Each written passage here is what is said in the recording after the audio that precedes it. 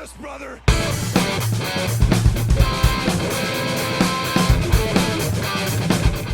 All right, this is the very first episode of Observe This, and Dave actually let me use this name. I did ask to make sure. But so I think most people who watch this know what that story is, but maybe over the years, that story, I don't know what the reason for that story happened, but I don't either. I think that Hogan just got a bug up his ass one day, and it was bizarre watching it.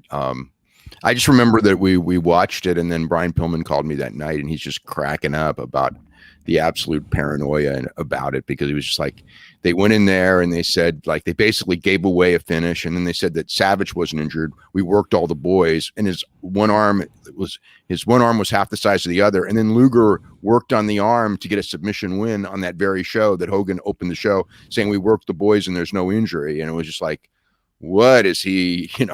That was the weirdest thing. But yeah, he cut this big promo at the beginning of a pay-per-view and just goes, observe this. And actually, I think he threw a pro wrestling torch, not an observer, in the bonfire. But it's like, you guys think, he goes, you guys think whatever, and he goes, the internet's it, not this stuff anymore. Yeah.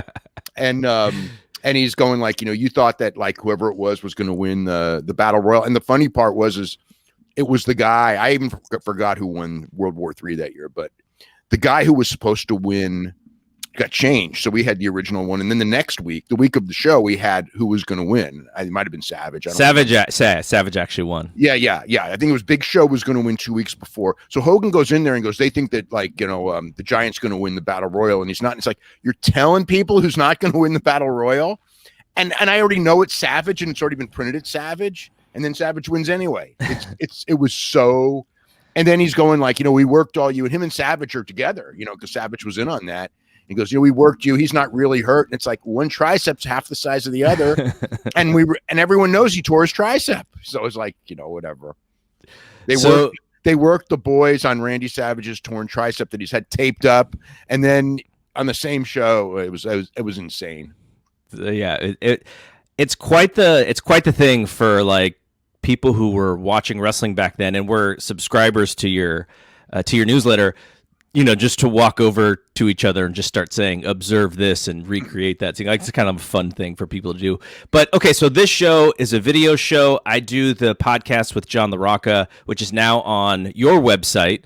And so since I'm only doing one show a week, I wanted to do something with video. So this is kind of going to be I don't know if I'll do this weekly or not, but I'm going to do video stuff. And this is the very first episode. So this is also what we're going to do is a Q&A. So for folks who are part of the Fight Game Podcast Facebook group, and part of the Patreon, we do a Q&A with Dave, every couple months, and Dave will answer questions from the folks in the group. And so that's what we're going to do here.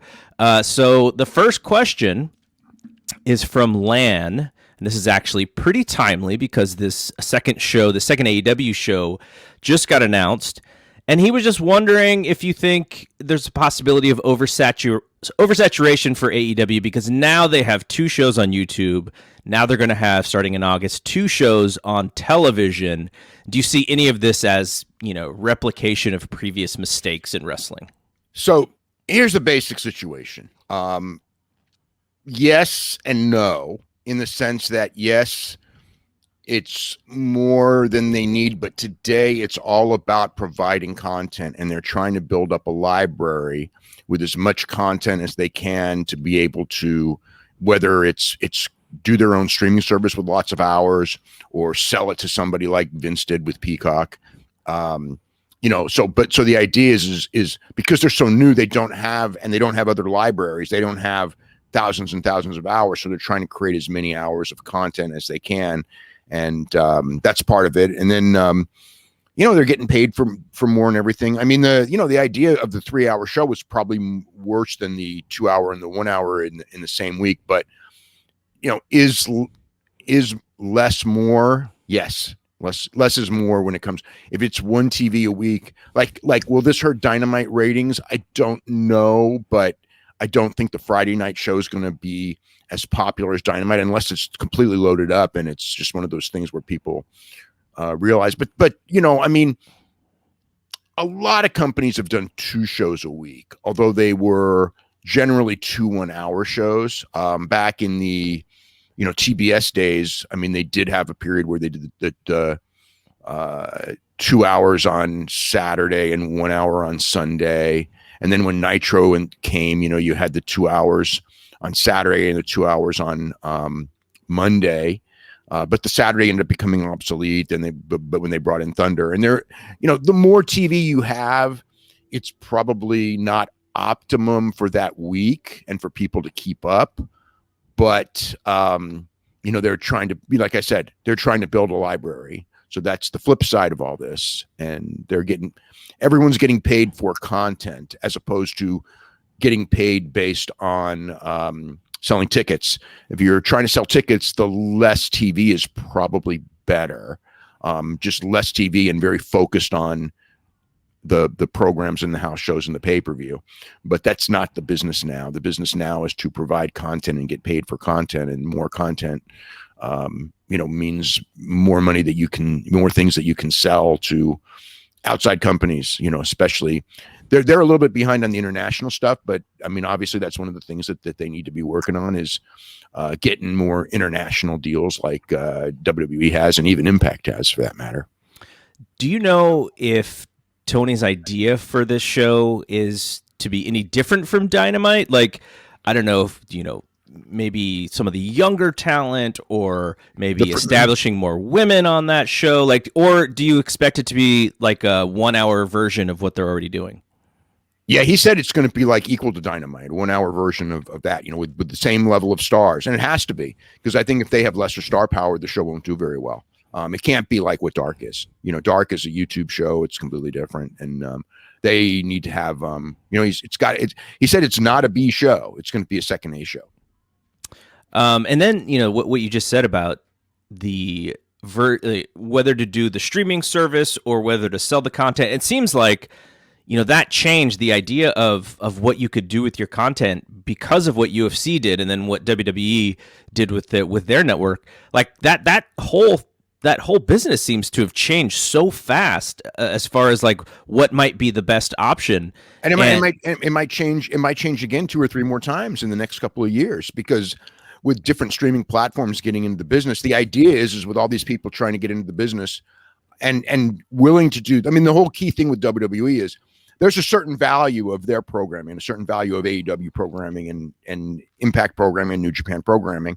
And that's what, in theory, what you can sell it for to the public, right? So like New Japan, it's let's say they're at 110,000 times $9, it's whatever that is a month. And WWE is, their network is 1.5 million times $9.99 per month.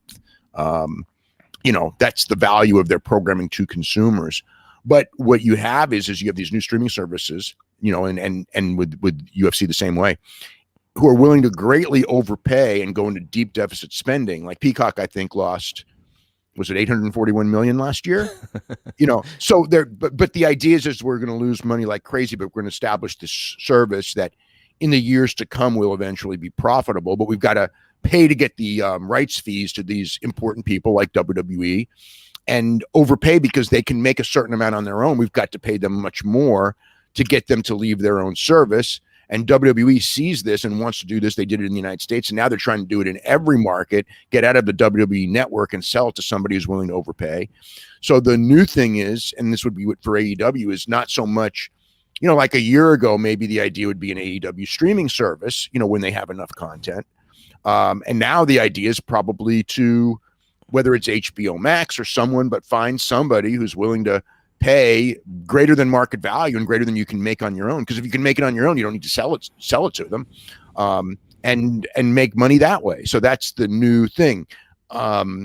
Things may change again. I mean, it could be that some of these streaming services will go, we have to make money, and it's not worth this type of money.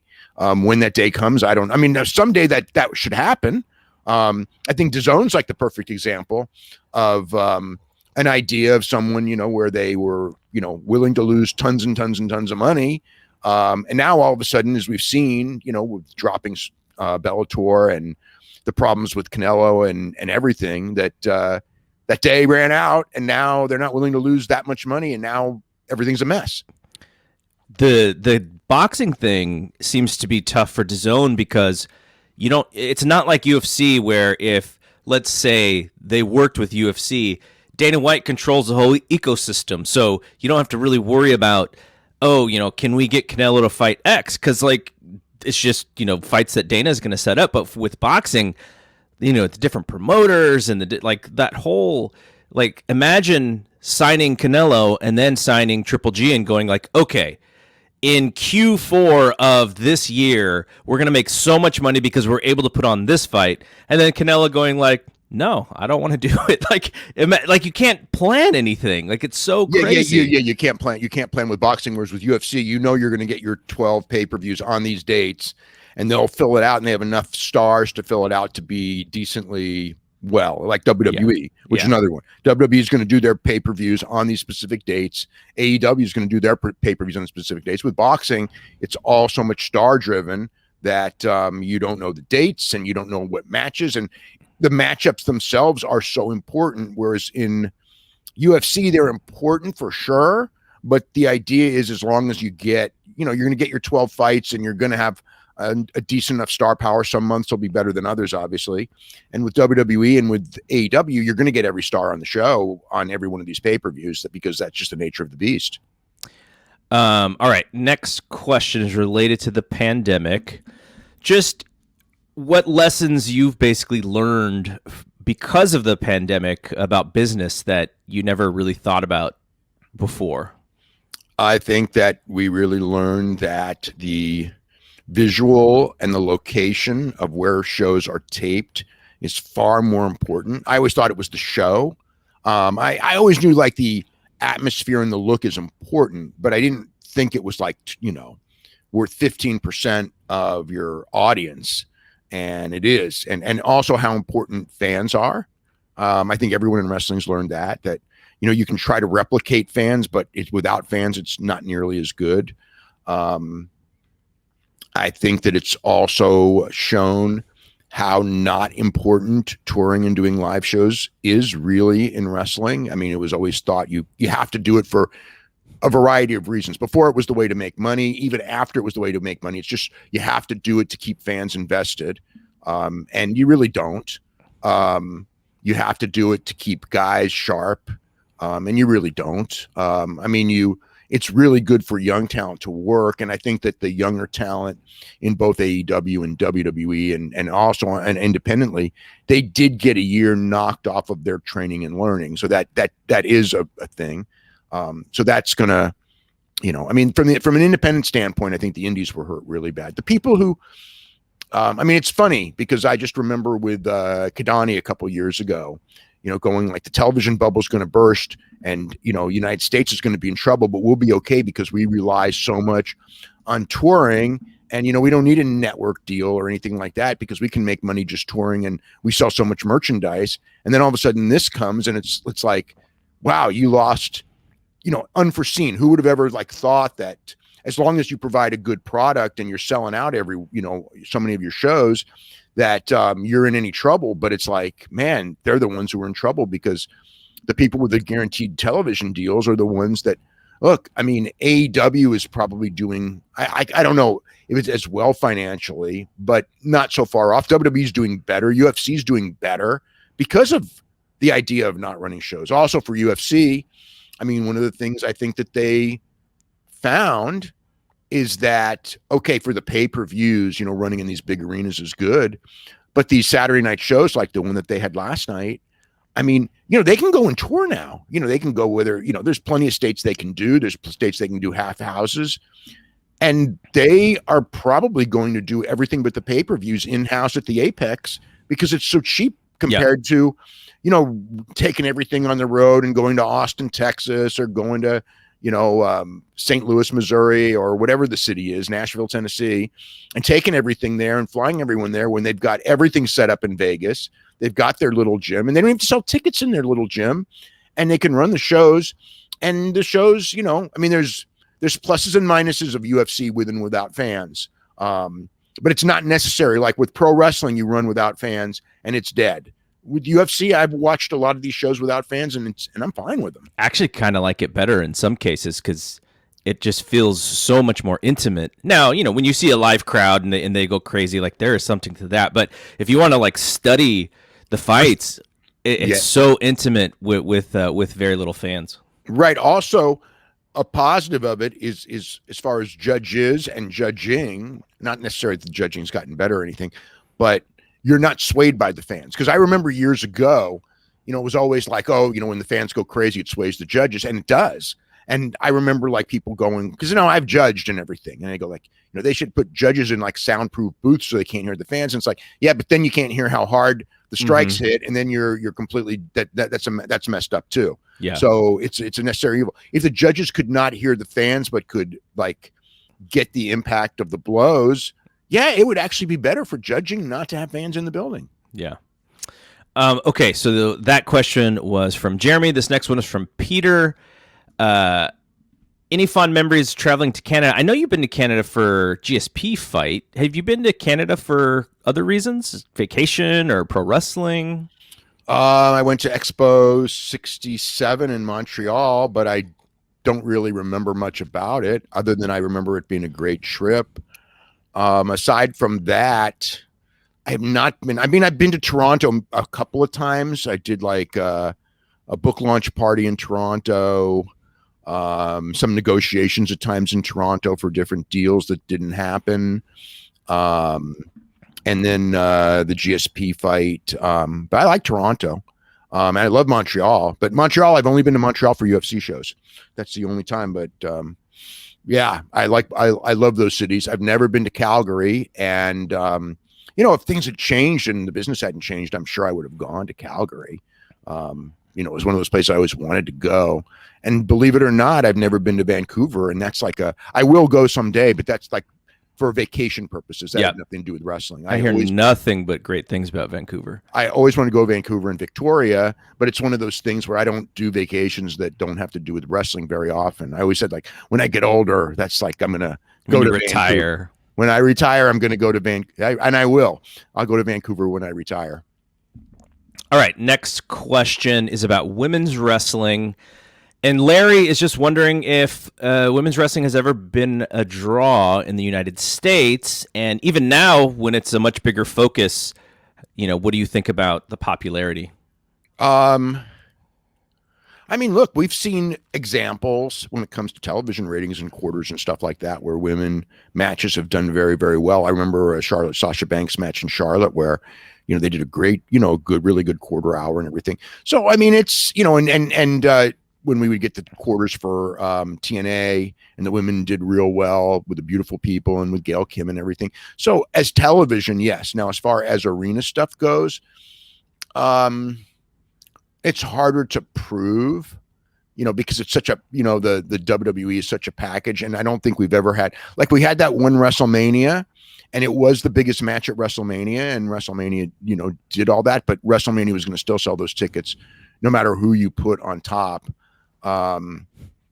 They did the all women show, and obviously, I mean, they sold out Nassau with the all women show, but the fact that they never did another one, tells you that they were not confident in it. And I don't think, I mean, I know the only reason they did that show was because of all the heat they were getting for running Saudi without women. So they did that to diffuse the heat, and they had Rhonda, and they went in there, and, the show was great. When the show was over, it's kind of like, man, this has got to be an annual show. And then they never did another one. And, they come up with their reasons as to why. I mean, it was not a big pay-per-view, considering how hard they pushed it and how much publicity it got. Yes. And the uniqueness of it in first time and all that. Yes, it did do what I would call disappointing numbers, but it wasn't disastrous numbers. Even with the numbers, like I would have said, let's do it again, just because of how good the show was. And also, when it comes to shows like that, sometimes, shows end up drawing over years, over tradition. Like Royal Rumble, the first time on pay-per-view was no great shakes, but over time it became something really big. Even WrestleMania the same way. One time doesn't make history, but if you do it year after year and it becomes like one of these things that people look forward to, it can be one of those, destination events, and they, after 1 year canceled it. So they never gave it a chance to see if it could build. All right, same guy, Larry, has another question. This one is quite different. Is there a story behind giving Chris Champion makeup and trying to pass him off as an Asian person as Yoshi Kwan? And I actually went back and looked at pictures of him. It was ridiculous. I think somebody just had the idea that martial arts gimmicks were always part of pro wrestling, and let's do a mystical martial arts guy. Who can we do it? Chris Champion's a good athlete. We'll throw it on him.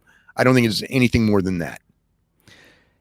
He had a couple of different runs in tag teams. Why? How? Like the New Breed and those teams. Like, he's younger guy facing some of these veteran tag teams. How come he didn't, or the teams that he was on, they didn't really seem to be, I don't know, pushed or whatever. But they were kind of cool. The New Breed. I'm trying to remember what happened, but I think that there's just something that they got to push, and then they were kind of given up on. And then later, it was always that where they didn't see it in him. They didn't see the main event thing in him. And, maybe a booker had an idea to do something with him, but then the next booker didn't. And he was a talented guy. And also he had a lot of issues. And that also hurt his career a lot too. All right. Jeremy again asks, would you want Rock versus Roman to be for the title? And would that answer be different if it was Brock versus Roman? It's funny because if you had Rock versus Roman for the title, everybody would presume Rock has to lose. If it's non-title, the finish is more up in the air. So actually, I would say non-title, whereas Brock and Roman absolutely for the title. So yeah, I would actually say you don't need the title for it because it's the spectacle of that one-time meeting. But they probably, I'm going to guess, would go for the title just because that's just the nature of it. Because like when Rock and Cena wrestled, the title was there and everything. And also, was going to say the, oh God, I'm trying to remember. Yeah, I think that that's just the nature of them when it's the biggest giant match that they want their championship involved in it. And I sort of get that too, because it's weird because now it's funny when somebody has a championship sometimes, like when an IWGP champion, let's say, would come to work, in Ring of Honor or something like that a couple of years ago. And it was always like people, I don't like him doing a singles match because I already know he's not going to lose the title here. And it's like before that would be like, oh, we're getting to see a big championship match. So it's kind of like, you kind of have to, and how prevalent is that mentality? I don't know, but you kind of have to think, because the audience is smarter in some ways than it's ever been before when it comes to aspects of politics and stuff. But yeah, we all know, I suppose they could swerve and Rock could win and then lose a rematch a month later, but it'd have to be a month later. It's not like you're going to go have Rock win and then not come back for a year, especially at his age. Cause really his next match is his last one anyway, I think, cause he's done everything he's going to do. And I think the only lure to get him back, if they get him back, is he'll want to do it one more time while he physically can. And, he's getting at that point. He's, what would Dwayne be? 49 now, right? So he's 49 and, or almost 49. I'm trying to remember what his birthday is, but, I think he was born yeah. So, I think he was born in 72 in Hayward. I forget his birthday, unfortunately, right now, but, Rock's birthday is May 2nd, 1972. So he just turned 49. So, because of that, yeah, I can't imagine him trying to push it much longer. And I think that when he last wrestled, that was it for him. But now with Roman Reigns, there is that lure. You're wrestling your younger cousin, and you can go and do it in AT&T Stadium in front of 80,000 people, and they'll claim it's 105,000 or something. And Rock's into.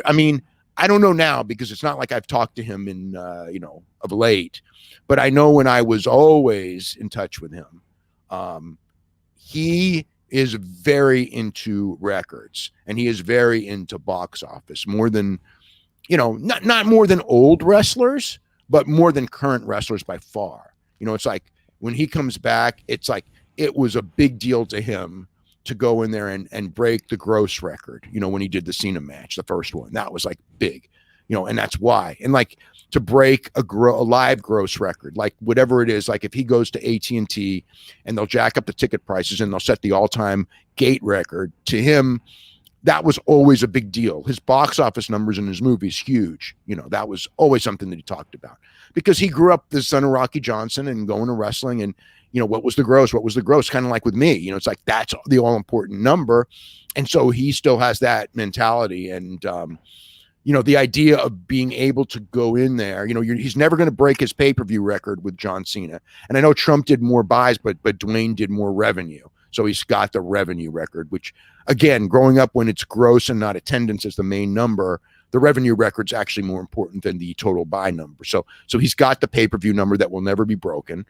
And then, attendance record or live gate record will, because prices keep going up, will be broken. But the idea of coming in there and breaking the all-time gross record, I think that's a motivation. I think the bigger motivation is just to do it one last time with Roman Reigns, though. So speaking of other guys who could come back, John Cena, I know he's been rumored of late, but I wonder if this is kind of the last chance to get him because he's got the Fast and Furious movie coming out. He's doing the stuff on that TV show. I feel like he is possibly going to be bigger than he's ever been very soon. Yeah. I think that he's always going to have like with Dwayne, I think there'll always be an affiliation with WWE, but I don't know that his ego is the same as Dwayne's. Like to him coming back and setting a box office record, he's the generation later. I don't know that that's a motivating thing. And also it's not like there's a cousin. Now, if he had like a best friend that he wanted to share the ring with one last time, but I don't know that that exists. I mean, could he do a farewell? It's like almost, is it worth the injury risk? And again, that's the big thing. If it wasn't for the injury risk, I think Dwayne would have done it several more times. Mm-hmm. But because he got hurt bad and it pushed the movie back and everyone in Hollywood got mad. And the same thing will happen with John. John, if he has a movie coming up, he's not going to be able to wrestle the month before because they saw what happened with Dwayne and they don't want that, the studios don't want him to take that risk. All right, question about the Forbidden Door. Should there be, in your opinion, there be a heavy crossover between promotions for some time, followed by a cooling off, or do you think it should be a steady stream of talent coming and going? And I think this is assuming something like AEW and New Japan just start working together. How would you do it? Well, it could be anyone with New Japan right now, but I would always leave the door open for the promotion versus promotion angle. And at that point you would have heavy stuff, and that would be, you would want it for a couple of months, or even longer. But as a normal thing, I would want to keep it sporadic. So it's special, maybe have a few TV matches here and there, and maybe a couple of big pay-per-view matches, but the right matches. Right now, like we've seen, like with Yuji Nagata and Moxley, it's like, yeah, hey, we got a great match, but from was that a giant draw? No. And the giant draw would probably have to be at this point, Okada or Ibushi, and I think that you would, having those guys come in once or twice a year as special attractions would be really good. I think you do it kind of like, it's a hard equivalence, but like in a territory where you would bring in an outside star that was a big star, to work, maybe a program here and there, or something like that, like a Gene Kaniski or that's what a dated name, but somebody like that doesn't really work your territory, like with and you just bring him in for a quick program or something. I think that there's always money in that with the top guy. So I would want to do, you can do it here and there for fun and everything like that. And certainly as far as underneath guys going back and forth, I would actually do that a lot, but it wouldn't be the featured stuff. Like I would send a couple of guys, Dante Martin, Jungle Boy, whatever, to the Best of the Super Junior tournament for experience and things like that. And I would, if I'm New Japan, when it's time for excursion, send guys to AEW, underneath guys. If WWE could only send Jake Atlas to New Japan, we could fix what's going on with him, man. Yeah. But I mean, that's so that's like with undercard guys and with tournaments, I would want that open relationship where you have G1 and you have that one or two surprises from thing, and then the same thing with AEW. AEW does a big tournament and you bring in a Japanese tag team type of a thing and a good team, but and again, like this Yuji Nagata thing was really good. I mean, as far as television goes, it was really, really good. So, do that with some older guys and things like that. But as far as like the big ones, I would keep it sporadic and, but like not a steady stream, but do it. And then at some point when you just feel it's right, do the promotion versus promotion, because it will work, especially later than sooner. And we'll pop business on both sides but that's always a tough thing to negotiate, but it can be done. Those New Japan videos on YouTube that Kevin Kelly does that sort of explains the history of something. I feel like we need some of that. AEW is very invested in YouTube.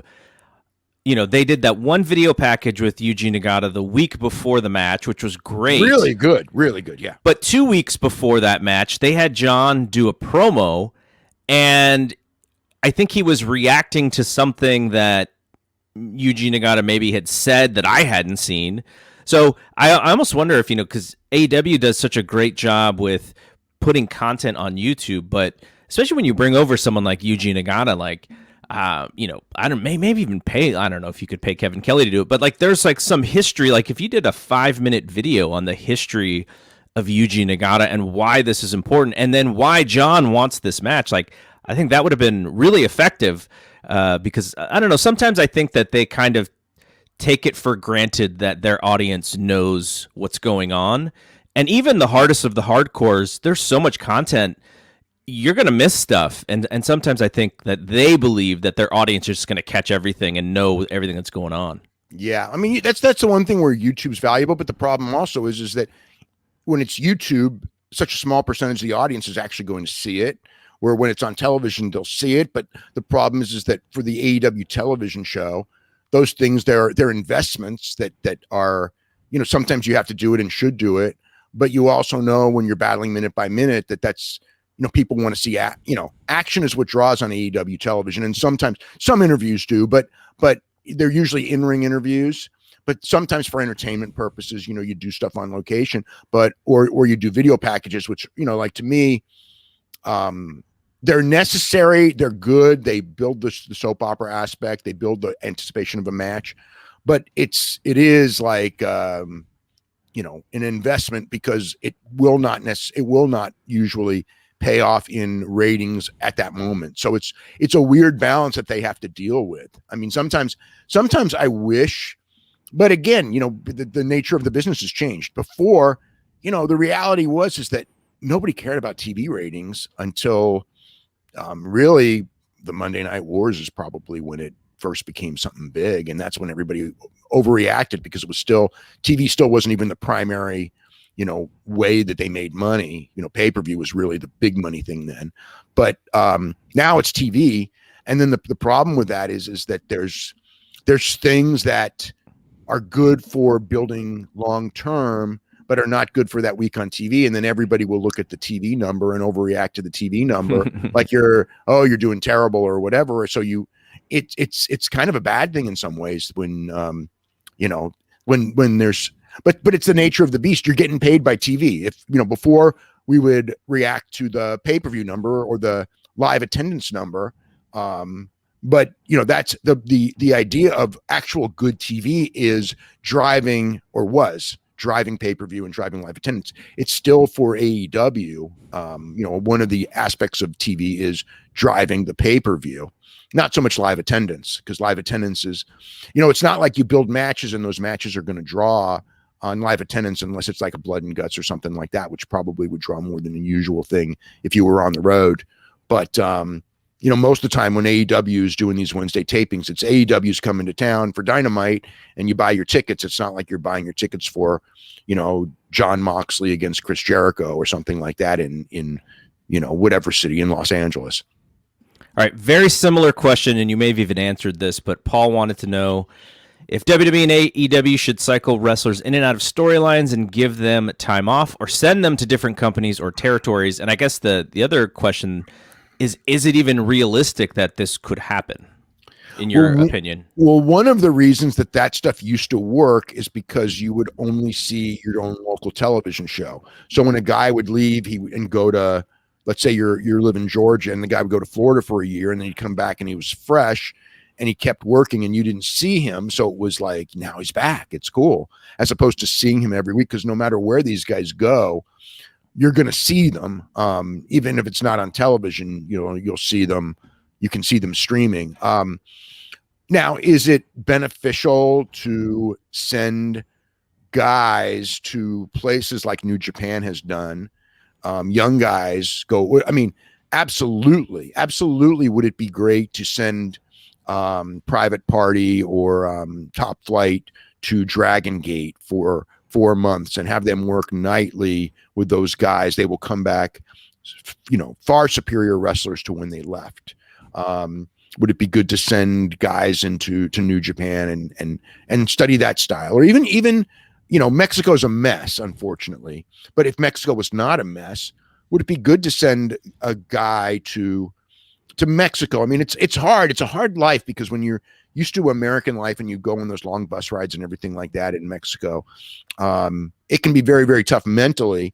But if you talk to somebody like a Jericho who went there, I think he would tell you that experience was absolutely invaluable to him, just in seeing different ways and different, like Naito and Nakamura are perfect examples of this, in the sense of them going to Mexico opened their eyes, because Japanese wrestling is a certain thing. Mexican wrestling is a very different thing. And what they learned in Mexico, they brought to Japan and became superstars because of what they learned, as far as, not so much the technical aspect of the wrestling, but the entertainment aspect of the wrestling. And in the end, a superstar wants to be that complete package. And when you're young, you're going to learn the most. So yes, for young wrestlers, I think sending people away for a year to a foreign country is absolutely beneficial. And also, you find out who really wants it and who wants it easy. The guys who really want it will survive. And the guys who, just want it easy, then when you're trying to build up guys and trying to figure out like who you want to build your company around, the guy who only wants it his way, or the guy who wants it and wants to learn and wants to be the greatest wrestler of all time, by learning every style. All right, this is an interesting question. What do you think about talent who lash out at you about something on social media rather than just discussing with you in private, especially when you've been supportive of their career? And I think this was probably brought up with the Charlotte thing, because you've been very much a proponent of her, and then she kind of attacked you on social media. You know what? It's funny, because like with her thing, because to me it was so completely preposterous, and she didn't even listen in context, nor did she care. It was like, whatever, it's like, whatever. And it didn't even, it didn't bother me. When I owed it, it's like, okay, obviously she didn't listen in context. Someone sent her to rile her up. She got riled up. That's fine. Whatever. I don't know. Talent, they're going to get riled up. You know what? If I didn't rile anyone up, I would be shit at my job. And I think people don't understand that. If you're like a reporter at a high level and talent's not getting riled up at you, then you're the shits at what you do, because the reality is, like, do you think that NBA players don't get mad publicly at the top NBA writers. You know they do. Very much so. And it's the same thing. And the ones that they don't get riled up on are the ones who are insignificant. So it tells me I'm significant, and that's fine. I mean, like with her in a specific case, I guess you could say, well, I was, years ago, was I super supportive before the WWE made the change and pushing them for years to focus on women as wrestlers as opposed to as eye candy and nothing more. If you know your history and all that, it's probably in that sense, I think it's for her, it's disappointing, but she may not know any of this anyway. They don't go in wrestling school. I mean, in NXT and teach people real history of wrestling and how they were behind the times. And I was pushing for something 35 years ago, which is what it finally turned into, or at least has gotten somewhat there. She wouldn't know that. So, it's just one of those things. She thought that I was making some comment that whatever, it is what it is. There's not really much to say. There's an irony here, which is, and I'm not saying Charlotte has, should or should not have gotten upset. Like she can feel whichever way she wants, but in some instances, these pro wrestlers who's in a worked business, they get worked by the fans or by the trolls on social media. And that's maybe what's the most frustrating part, which is, rather than sort of, I guess, try to learn about it. And that's what I meant, that I think that's what the question meant, rather than discussing with you in private to really see what you said. Well, in that specific case, yes. You could certainly say that with most really, but I mean, I'll just give an example. I don't want to give the person's name. But a couple months ago, somebody said something, got mad at me over something and, said it publicly. And then I just contacted them right away. And I go, look, this is what I said. This was the context. And the person just said, oh, I didn't hear it. I didn't know. And we were fine, like literally, a minute later, he goes like, do you want me? He goes like, do you want me to, apologize? And I go, no, you don't have to. I don't, because then it just makes it worse. Yeah. It just like whatever. Then people are going to try to divide you even more. It's like, I'm fine with it. If you're fine with it, I'm fine with it. And I mean, that happened, that happens all the time.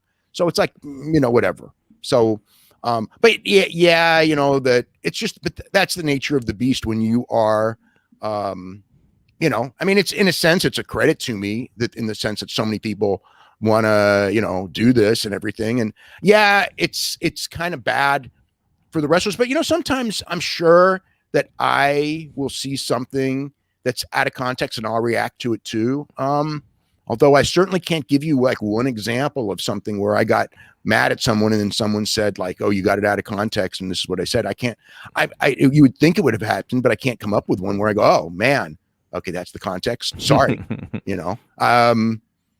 Yeah. So, I mean, I'm sure it's happened though. All right. That question was from Will. Next question is from Mike about Impact.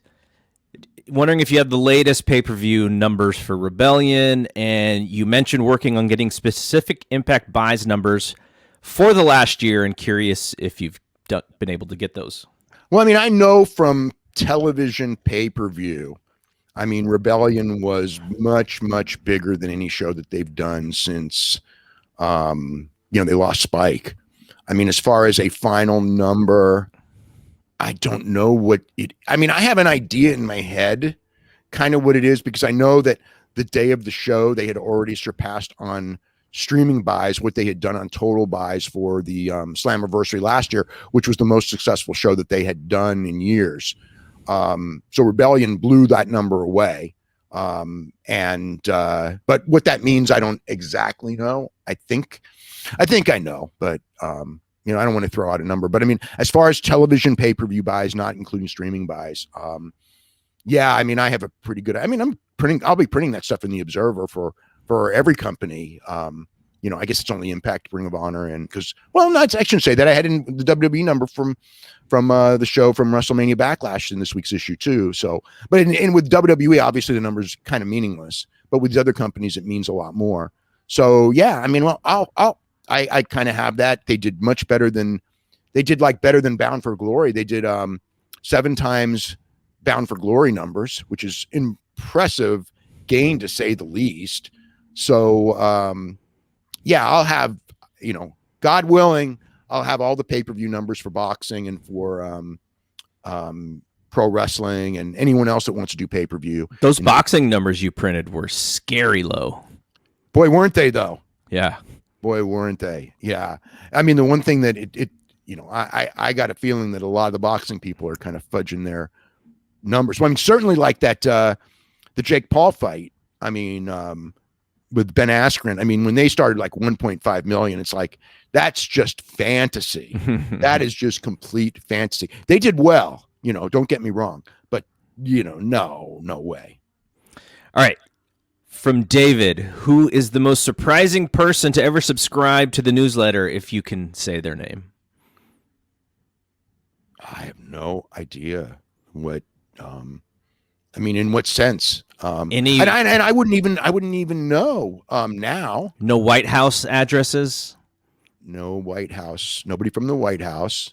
I mean, the famous Paul Brown, but that would mean nothing to people now. Yeah. But he was, as far as like somebody like that, man, who else? I mean, I don't know. Who have I ever told you any names? I mean, I just, like who's like a famous sports. I mean, look, like all kinds of famous people in wrestling. You've told me some writers and reporters, sports writers who have... Yeah. There's some big name sports writers for sure, and sports broadcasters, especially back, before. Actually, a lot of them then. Yeah. Never Howard Cosell though. Yeah, you told that Cosell story the last time we did this. That was hilarious. Yeah. Okay, so same person. From David. Do you think Art Barr could have been as big as Eddie if things had gone differently a few ways? I think that he would have been bigger first because he was more suitable for American wrestling. I don't know that I would say that he would be as big as Eddie ended up being, but Art was an incredible talent. I mean, he had everything going for him, and the only thing that was against him to being like, I mean, as far as charismatic and ability and everything like this, being a heel, I mean, he could have been as good as anyone in the business, except the size thing would have worked against him, like it did with so many people. So I would not, it's like, put it this way, when Worlds Collide airs, okay, and WWE is watching, and WCW is watching too, okay, they're all watching, and WWE, the only person that WWE offered a deal to out of When Worlds Collide was Louis Spicolli. They didn't care about Santo, they didn't care about Art Barr and Eddie Guerrero. Art Barr and Eddie Guerrero were the best tag team in the world at the time, and it was just like, too soon. Didn't care about Ray. I mean, WCW, obviously, they got Ray, and they got a lot of those guys, but in the same token, did they get any? They got them as cheap labor and, filler programming people, but they didn't it wasn't like they were looking at putting any of those people in their plans. You know what I mean? Like, some of them did end up getting over to a degree, but none of them ever got like a fair shot at being a top person, and when somewhat size, somewhat language, somewhat just the mentality that, well, what have they ever done in the United States? So, but I always thought that was one of the great stories when I heard from Louis, that WWE was after him after seeing him on that pay-per-view because, he had taken steroids and his body was bigger and they knew he was a good worker. And so they're calling him up, and Pat Patterson loved the gimmick that he did on the show.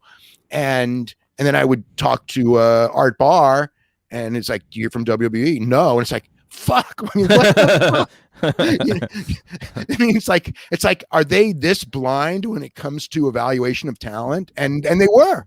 I mean, and JJ Dillon even used to say, like, Vince has a very narrow mind, and I'm sure it's changed over the years because Eddie Guerrero is a perfect example. Eddie Guerrero is a guy who they really did push to be a top guy, who, like I said, when he was a better wrestler back then, and still buffed but short, they didn't even want to give him the time of day, but eventually they learned, because the public, with Ray and all these guys breaking the size barrier, and it changed, and your mentality, changes, even though like when, obviously when Vince kind of panics, it's like, let's bring in all the giants. These guys are too small. That's why we're not drawing, I mean, you get that, you go back to that mentality because when you grew up in your whole, when you start promoting, the big thing always was the size of the guys and kind of how they looked, and that, and that's what worked, because people were not, I think UFC changed it too a lot. Like with UFC, people of any size could be stars, and gender too, because women could be stars too. And I think that like changed the mentality. When you have like a George St. Pierre at 170 pounds, who's doing a giant drawing card, or Floyd even, because that's boxing, as giant drawing cards, it's kind of hard to go, oh, the only thing the public wants now is big guys. And then when the heavyweights in those same sports can't draw nearly what the lighter weights do because they don't provide as much action or whatever, it's kind of like, okay, it's very different from when I was a kid. All the big money fights were the heavyweights. And so, and pro wrestling was all the heavyweights, and you had junior heavyweights in pro wrestling, but they were like lighter weights in boxing. It's like, oh yeah, they're really, really good, but they don't, Danny Hodge was not a giant draw outside of his territory, or he wasn't really, he was a guy and everyone knew he was good and the title meant something, but it's not like, oh my God, it's like he was this big drawing card, and he was phenomenal and he was a shooter and everyone knew he was real, but that's not what the people in that era, it'd be like whatever, whatever. I'm trying to think of some of the guys that were, but the middleweight boxers of the 70s, and wrestling has always been, when it comes to this aspect of business, they've always been behind boxing, and they've always been behind MMA and the fan bases, and all that. So it takes a while to catch up. It's like they're doing the women's revolution now. You know what I mean? It's like, it's like it takes time, but they, to WWE's credit, when it comes to women, I mean, it's so much better now than it used to be. I mean, but it's, you know what though? And it's still tough because the mentality and the requirements of for women, it's still so cosmetic, no matter what you want to say, it still is there. But I mean, I don't know that like management is saying stuff to the women that they were a few years ago that you can read in AJ Lee's book or the Bella's book or things like that. I mean, when you read that and go like, oh my God, it's like, are they saying this behind people's back? Of course they are. Everyone, I mean, that, but they're actually saying this to their face. It's just like, my God.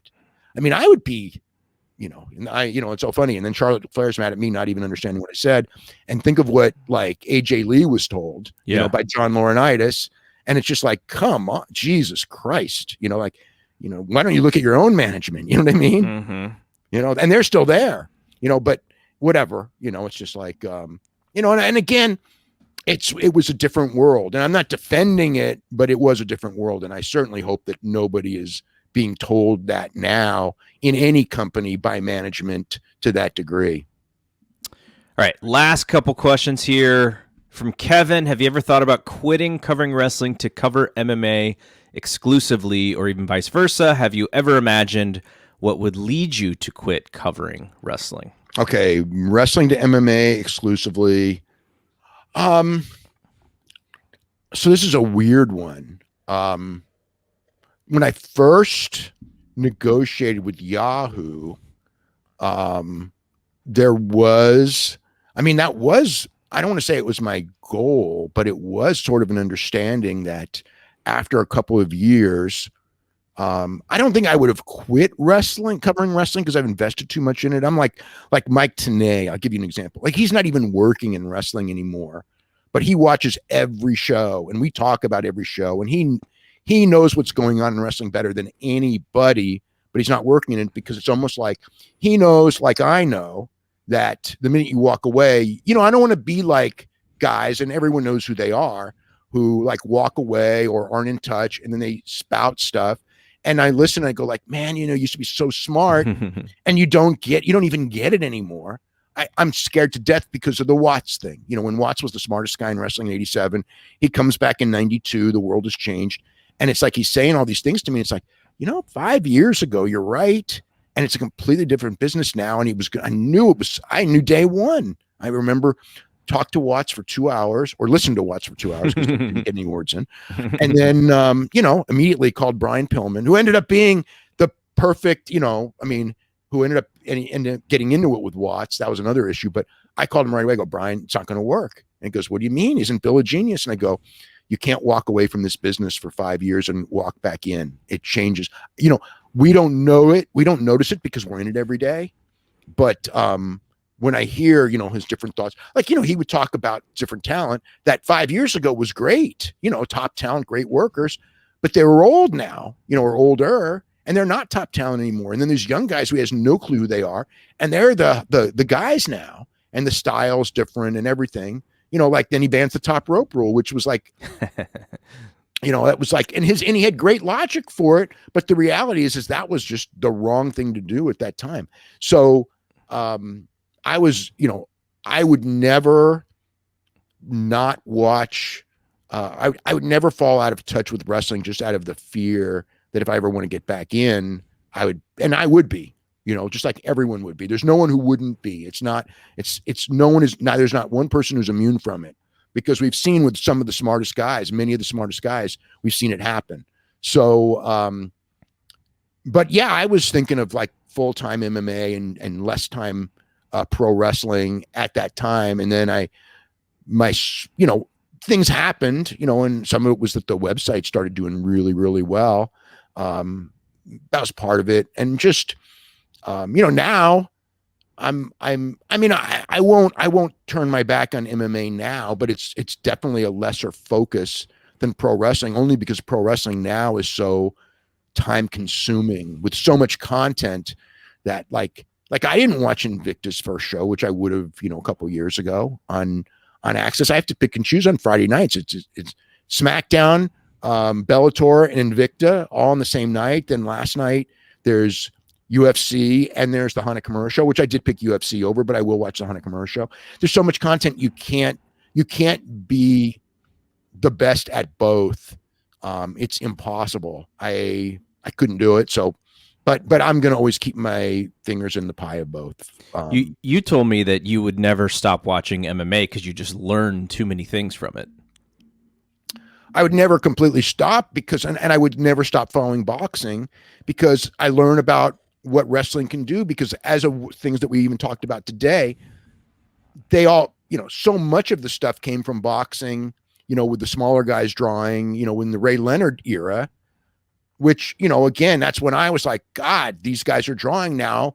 Let's get into the real world. And it took wrestling decades to get there. You may want to set your DVR, because there's a 4-part Showtime documentary series on that era called The Four Kings, and it's based off of the George Kimball book that came out, I don't know, 15 years ago or whatever now. But yeah, they're doing a whole documentary series on Leonard, Hearns, Hagler, and Duran. Yeah. There's another thing. There's so much great stuff like that between television and YouTube, and you no one can watch it all. I mean, it's too bad. I used to think like, oh, I'll watch all, but you got stuff 7 nights a week, and then I got to write, and then I got to think, more than write. So it's like, it's very, very difficult. I'll just say that. Ever imagine anything that would lead you to quit covering wrestling altogether? Hit the lottery? No, that wouldn't be that. I mean, quit all. I can't imagine quitting altogether. And I can't imagine not following it. Changing, well, I probably think about that constantly, changing what, certain aspects, but not following it and not covering it. No, I don't, I don't see walking away completely. Could I see, going on more vacations in the future? No. Yeah, I could see that. And not being as much of a slave to it. Yeah, that's going to happen. but not watching Raw on Monday night, and just like saying, screw it, I'm not going to watch Raw this week. I may miss a week if I go to Japan, and may not catch up on it. But I'm not going to miss 2 or 3 weeks in a row because I'm not going to be that person who's yelling and screaming about stuff that's passing me by. I ain't going to be that guy. Our last question, super ratings, nerdy kind of question from Paul. Is there any way to know whether DVR viewers are unique? As in, if someone watches live and then again on DVR because they like the show, are they counted twice? No, they would be counted once because Nielsen counts. What's the word? Nielsen counts based on the person. There's a couple of things, because I've been getting a lot more DVR information. The one thing that is very interesting that I didn't know, now that I think about it, I should have. You always think that like DVR people like speed through the show, right? And what we found out is the average length of time that a DVR viewer watches as compared to a live viewer, the DVR viewer watches, not giant more, but absolutely appreciably like 10-15% more of the show than a regular viewer. And then some people will watch regularly and then watch on DVR, and they will watch, those people will watch the same as essentially a DVR viewer. But in every show, like I get the average minutes that a viewer watches now, and I get it for same day, I get it for DVR, and then I get it for a week plus. And the number that's the highest is the week plus, which means the factoring in all the DVR viewers.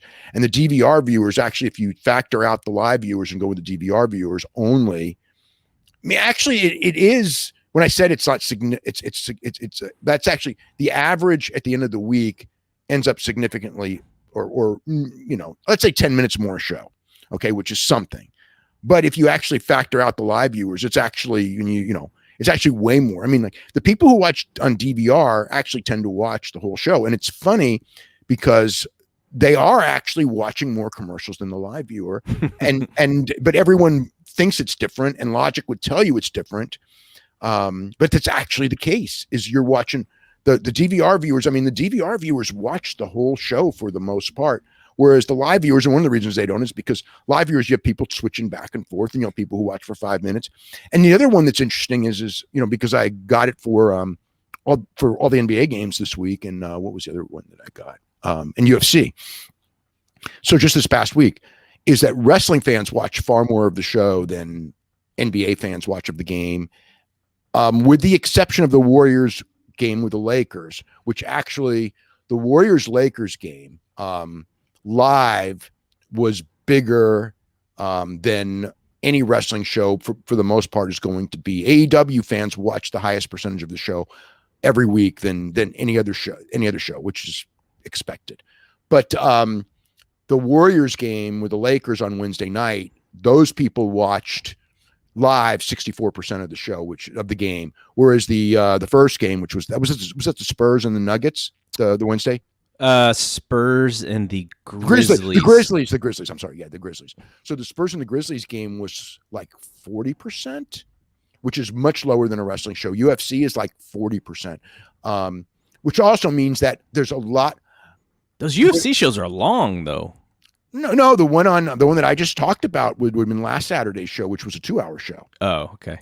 And the average viewer watched 40% of the show. And the other one is that UFC is 96% live, NBA is 99% live, and AEW is like 60% live, and WWE is usually like Raw and NXT are usually 72, and SmackDown's a little bit lower.